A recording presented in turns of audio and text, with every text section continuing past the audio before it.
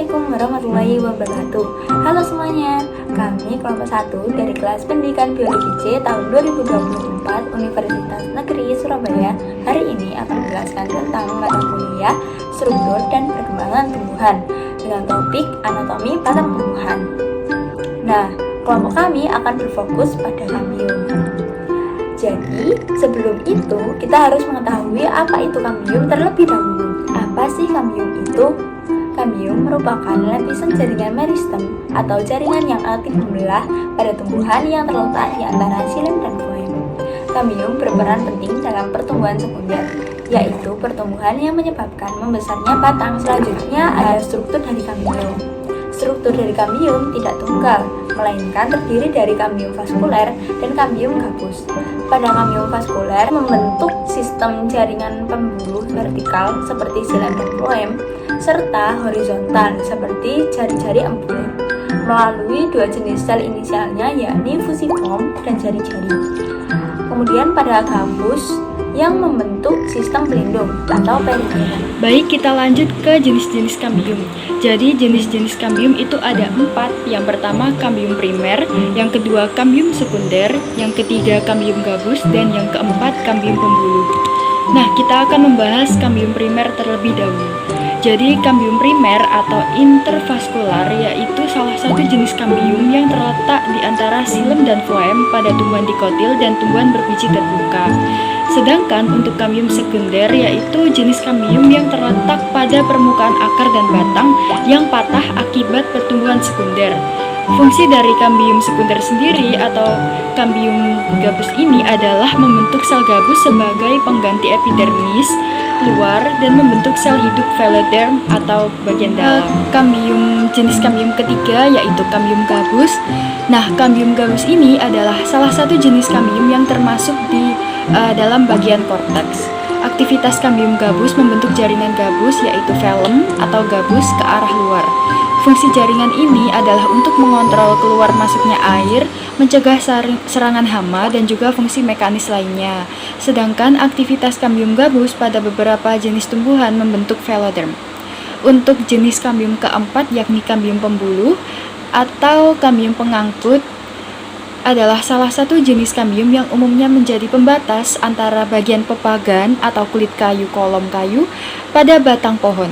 Pertumbuhan kambium ke arah dalam akan membentuk pembuluh-pembuluh kayu atau xilem dan pertumbuhan kambium ke arah luar akan membentuk pembuluh-pembuluh ayakan atau floem. Lanjut ke fungsi kambium. Untuk fungsi kambium sendiri, yang pertama menghasilkan xilem sekunder dengan mengangkut air dan mineral serta memperkuat batang. Yang kedua menghasilkan floem sekunder yaitu mengangkut hasil fotosintesis. Yang ketiga membentuk jaringan pelindung atau veloder gabus melalui kambium gabus. Yang keempat menyebabkan terbentuknya cincin tahun pada batang kayu. Yang kelima membantu penyembuhan luka dan juga generasi jaringan tumbuhan. Baik, jadi selanjutnya kita akan membahas tentang proses pembelahan dan diferensiasi dari kambium.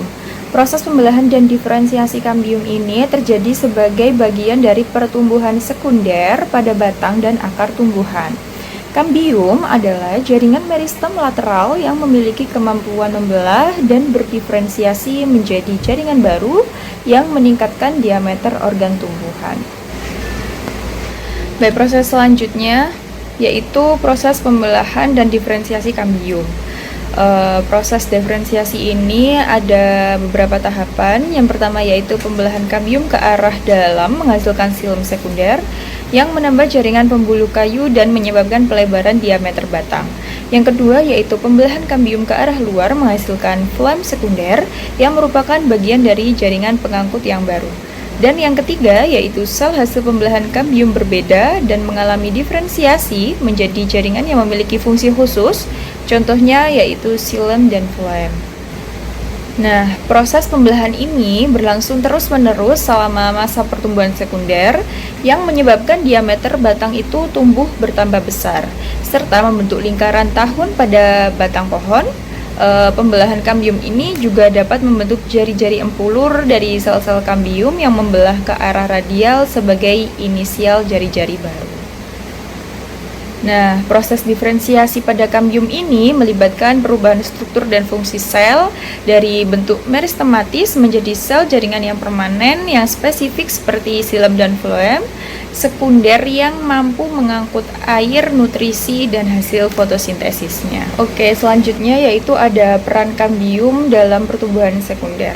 Yang pertama yaitu dia membelah dan menghasilkan sel baru yang membentuk xilem sekunder ke arah dalam, membelah dan menghasilkan sel baru yang membentuk floem sekunder ke arah luar, menyebabkan bertambah besarnya diameter batang dan akar tumbuhan, membentuk lingkaran tahun pada batang tumbuhan berkayu, membentuk jari-jari empulur yang membantu transportasi zat dalam batang, berperan sebagai jalur lintasan zat hara dari tanah menuju bagian lain tumbuhan, membantu pengangkutan air, mineral, dan hasil fotosintesis melalui jaringan pembuluh baru, dan yang terakhir yaitu terlibat dalam pembentukan jaringan pengganti epidermis pada kambium gabus, yaitu velogen. Baik, selanjutnya saya akan menjelaskan tentang perbedaan kambium pada tanaman monokotil dan dikotil.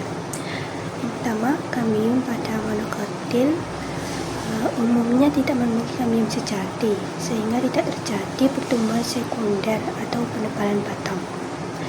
Yang kedua, batang tumbuh hanya memanjang, bukan membesar. Yang ketiga, beberapa monokotil tertentu, misalnya agape, traceyana, dan aloe, memiliki kambium khusus atau kambium anomali, tetapi bukan seperti kambium pada dikotil. Selanjutnya, kambium pada tanaman dikotil. Yang pertama, memiliki kambium sejati yaitu berupa kambium vaskuler yang terletak di antara xilem, pembuluh kayu, dan floem, pembuluh tapis. Yang kedua, berfungsi sebagai penghasil sel xilem ke arah dalam dan floem ke arah luar. Yang ketiga, menyebabkan adanya pertumbuhan sekunder sehingga batang dapat membesar dan membentuk lingkaran tahun. Selanjutnya saya akan menjelaskan tentang manfaat atau aplikasi kambium dalam kehidupan. Yang pertama, pada industri kayu. Pertumbuhan sekunder dari kambium membentuk kayu xilem sekunder yang dimanfaatkan untuk bahan bangunan, furnitur, dan kertas. Yang kedua yaitu penentuan umur pohon. Lingkaran tahun pada batang pohon terbentuk dari aktivitas kambium yang digunakan dalam dendrokronologi, yaitu ilmu yang menentukan umur dan kondisi iklim masa lalu. Yang ketiga, pada bidang pertanian dan perkebunan. Kambium berperan penting dalam cangkok, okulasi, dan sambung karena kambium dari dua tanaman harus bertemu agar menyatu dan tumbuh. Yang keempat yaitu sumber serat. Floem sekunder dari hasil aktivitas kambium menghasilkan serat, misalnya rami, kenaf, dan rosella, yang digunakan untuk tekstil, tali, dan kertas.